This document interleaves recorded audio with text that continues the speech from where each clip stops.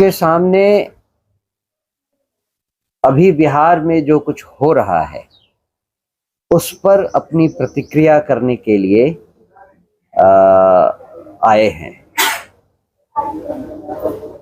आपने खुद देखा कि पिछले कुछ दिनों में घटनाक्रम कैसे कैसे आगे बढ़ा है। जिस व्यक्ति के नाम पर चुनाव लड़ा गया, जिस व्यक्ति के लिए कहा गया 25 से 30 फिर से नीतीश, उस व्यक्ति को 6 महीने के अंदर बिहार से बाहर कर दिया गया।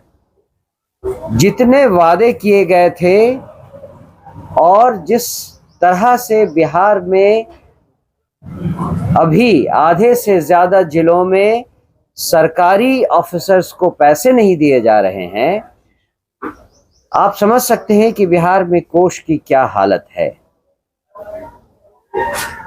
जो व्यक्ति अभी चीफ मिनिस्टर चुना गया है वो बिहार के लिए एक बहुत बड़ी विडंबना है।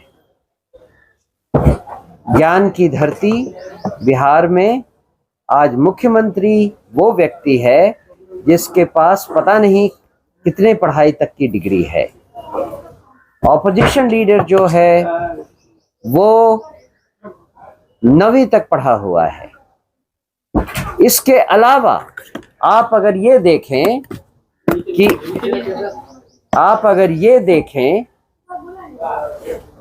कि जिस व्यक्ति को अभी मुख्यमंत्री बनाया गया है वो अभी तक गृह मंत्री था, और गृह मंत्री होते हुए बिहार में हर रोज एक हत्या, एक बलात्कार, कुछ कहीं ना कहीं कोई ना कोई दर्दनाक घटना होती रही है।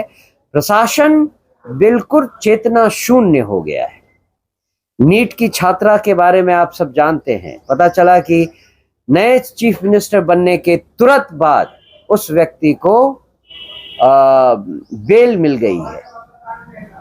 ऐसी सरकार से बिहार की जनता और क्या एक्सपेक्ट करे सिवाय धोखा के, सिवाय दगा के।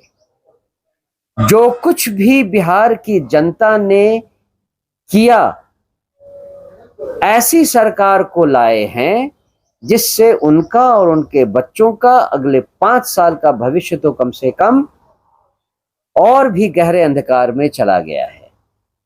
हमें आज नहीं मालूम, अभी अभी हमें खबर मिला है कि पिछले 24 घंटे में एक रेप की घटना मुजफ्फरपुर में हुई है और एक रेप की घटना किशनगंज में हुई है। आखिर ये क्या चल रहा है बिहार में? बिहार के बाहर जो भी बिहार की घटनाओं के बारे में सुनता है केवल इतना ही कहता है, कैसे राज्य में रह रहे हो? क्या है बिहार? क्या है बिहार की हालत? और आप कहते हो कि बिहार में सुधार करेंगे।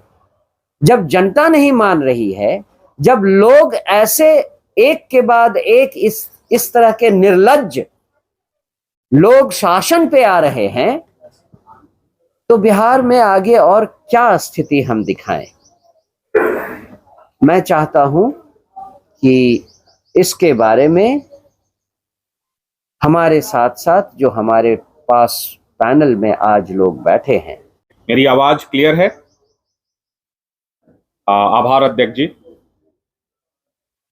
आपके माध्यम से, बिहार के मीडिया के माध्यम से, सबसे पहले बिहार में एक नई सरकार का गठन हुआ है, तो जनसुराज की ओर से भी भारतीय जनता पार्टी, एनडीए और विशेष रूप से नए मुख्यमंत्री और दोनों उप मुख्यमंत्रियों को हम अपनी ओर से बधाई प्रेषित करते हैं।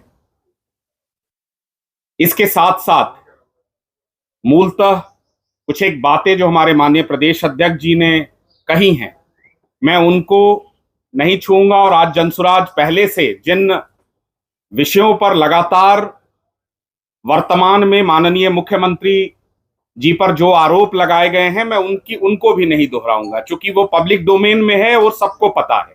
उसके बारे में पुनः बात करने का कोई औचित्य नहीं है। लेकिन कुछ एक नई बातें हैं और मुझे ऐसा लगता है कि लोकतंत्र में जो सबसे महत्वपूर्ण शब्द है वो पहला लोकतंत्र में लोक, और लोक के साथ एक और शब्द होता है लाज। यानी लोकतंत्र का जो पहला शब्द है वो लोक लाज बहुत आवश्यक है। और मैं ऐसा इसलिए कह रहा हूं कि मुख्यमंत्री बनने के बाद माननीय सम्राट चौधरी जी ने जो एक लाइन मीडिया से कही कि बिहार में नीतीश कुमार का मॉडल चलेगा और मोदी जी का मॉडल चलेगा, स्वाभाविक रूप से रिमोट तो वही है गुजरात में। तो सम्राट चौधरी जी को शायद याद होगा कि देश के रेल मंत्री रहते हुए गैसल में एक घटना हुई थी जिसमें 200 लोग एक रात में उस रेल दुर्घटना में मारे गए थे, और अगली सुबह इसी प्रदेश के मुख्यमंत्री ने जो कुछ किया वो देश की राजनीति में एक नजीर बना।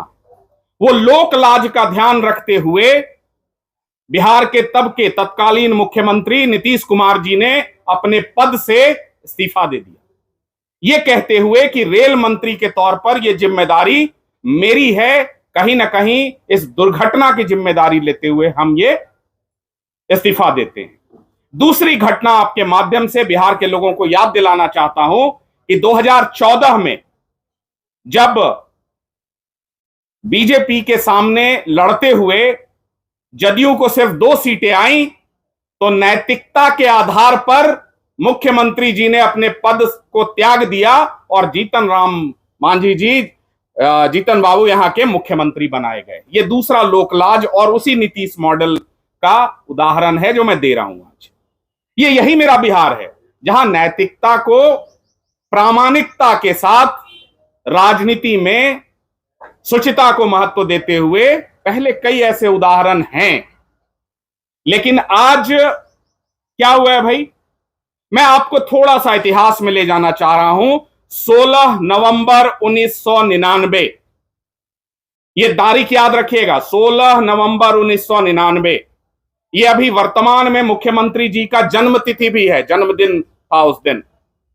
और उसी दिन तब के राज्यपाल, ये आज से पहले मुझे नहीं लगता है कि मीडिया में इस बात की चर्चा की गई है, हम लोग बार बार बात करते हैं उनके एफिडेविट में बताए गए उम्र, नाम और जन्मतिथि की।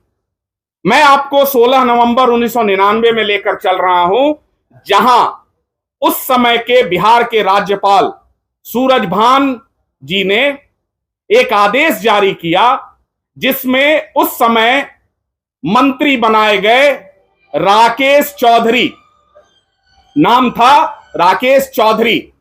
राकेश चौधरी जो अभी वर्तमान में सम्राट चौधरी हैं, इनको बर्खास्त करने का आदेश पारित किया तब के राज्यपाल सूरजभान जी ने।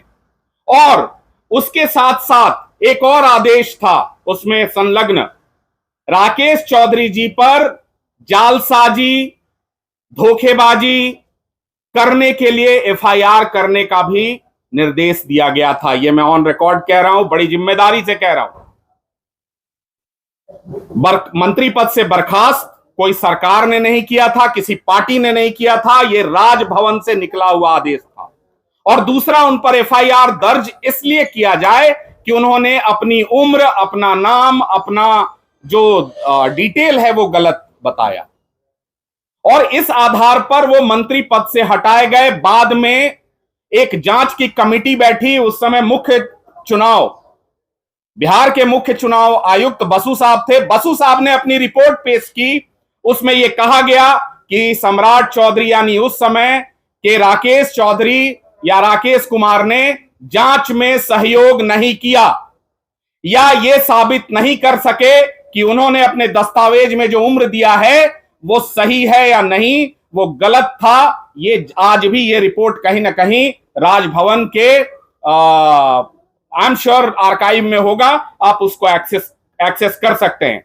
उस रिपोर्ट में ये कहा गया कि इन्होंने स्कूल छोड़ने का जो उम्र है उसमें 31 वर्ष है, मतदाता सूची में 24 वर्ष है, 1995 में कोर्ट में दाखिल किए गए एफिडेविट में 16 वर्ष है, और इस हिसाब से 16 नवंबर 1999 में अगर कोर्ट के एफिडेविट को सही माने तो 16 नवंबर 1999 को राकेश चौधरी जी की उम्र 20 वर्ष होनी चाहिए थी और राजभवन कहता है कि हमको जो दस्तावेज दिए गए हैं उसमें 24 वर्ष है। तो मैं फिर कह रहा हूं कि देखिए, ये लोक और लाज का विषय है। जनता ने जनादेश दे दिया है, 202 सीटें आ गई हैं, आप जिसको चाहें मुख्यमंत्री बना दें। आज आपके माध्यम से मेरे नेता आदरणीय प्रशांत किशोर जी, मेरे नेता आदरणीय प्रदेश अध्यक्ष मनोज भारती जी लगातार ये प्रश्न पूछ रहे हैं कि ये प्रश्न अब बिहार की सरकार या सम्राट चौधरी या बीजेपी का जो बिहार का यूनिट है उससे नहीं है। ये सवाल अब नरेंद्र मोदी और अमित शाह जी से है। ये सवाल अब भारतीय जनता पार्टी के पार्टी विद अ डिफरेंस से है कि भाई कैसे, आखिर लोकतंत्र किस आधार पर चलेगा। क्या ये आरोप हमने लगाए हैं? आज जो मैं कह रहा हूं ये तो राजभवन का दस्तावेज है, जाइए और आप चेक कर लीजिए। मीडिया के सभी प्रमुख राष्ट्रीय मीडिया के चैनलों ने ऑन एयर वो पूछते रह गए कि भाई साहब आपकी डिग्री क्या है, उन्होंने आज नहीं बताया। मेरे नेता कह रहे हैं कि भाई अब तो आप मुख्यमंत्री बन गए हैं, अब तो बता दीजिए कि आपकी डिग्री कब क्या है, 10वीं आपने कब पास की है, और ये आपको बताना चाहिए पब्लिक डोमेन में। दूसरी बात यह है कि देखिए, जैसा हमारे माननीय प्रदेश अध्यक्ष जी ने कहा है और ये हम आपके माध्यम से फिर कह रहे हैं कि बिहार के 14 करोड़ लोगों को यह जानने का अधिकार है कि जो नए मुख्यमंत्री हैं उन्होंने 10वीं पास कब की है, उनकी सही जन्म तिथि क्या है, उनका सही नाम क्या है। वो राकेश कुमार हैं, राकेश चौधरी हैं, सम्राट मौर्य हैं, सम्राट चौधरी हैं। भाई पब्लिक डोमेन में मेरा नाम कुमार सौरभ है, इनका नाम मनोज भारती है। ये कौन सा ऐसा चीज है जिसको हम छुपाना चाहेंगे? और क्या राजनीति में इसका कोई महत्व नहीं है? और जिन बातों का महत्व है अब उस पर आते हैं। भाई 5 महीने में एज अ गृह मंत्री और बिहार के उप मुख्यमंत्री के रूप में आपकी 5 उपलब्धियां। पहला, पटना के गर्ल्स हॉस्टलों में हमारी बेटियों के साथ जो हुआ है उसके बारे में मुझे विस्तार से बताने की जरूरत नहीं है। जब जनता का आक्रोश सामने आया, जब जनसुराज जहानाबाद गया, प्रशांत किशोर जी जहानाबाद गए, तब रातों रात 6 घंटे 8 घंटे के बाद एसआईटी का गठन होता है। फिर कहा जाता है कि अब एसआईटी नहीं, अब सीबीआई जांच करेगी। आज अभी 5 महीने, जनवरी आई थिंक ये 6 तारीख की घटना है, और आज अभी तक अप्रैल के अंत तक उस बच्ची के साथ क्या हुआ, उसकी न्याय की प्रक्रिया में क्या चल रहा है नहीं पता। कल अचानक पता चला कि सीबीआई ने कोई चार्जशीट ही दायर नहीं किया है। यानी एक पहले आपने सुना होगा नो वन किल्ड जेसिका, वैसे ही नो वन किल्ड नीट छात्रा। यह पहली उपलब्धि थी उनकी। और आज 5 महीने के बाद भी न्याय के लिए वो परिवार अभी भी भटक रहा है। बिहार के लोग अभी भी जानना चाहते हैं कि पटना के शंभू गर्ल्स हॉस्टल में उस बच्ची की हत्या कैसे हुई, उसके साथ दुष्कर्म हुआ या नहीं हुआ, हुआ तो कौन लोग शामिल थे। क्या ये बिहार के गृह मंत्री जी का दायित्व तो नहीं था या नहीं है? आप देखिए, मोतिहारी में 11 लोगों की, बिहार में पूर्ण शराबबंदी वाले राज्य में 11 लोगों की शराब पीने से मृत्यु हो जाती है और कोई बिहार सरकार की कोई जिम्मेदारी इसमें नहीं है।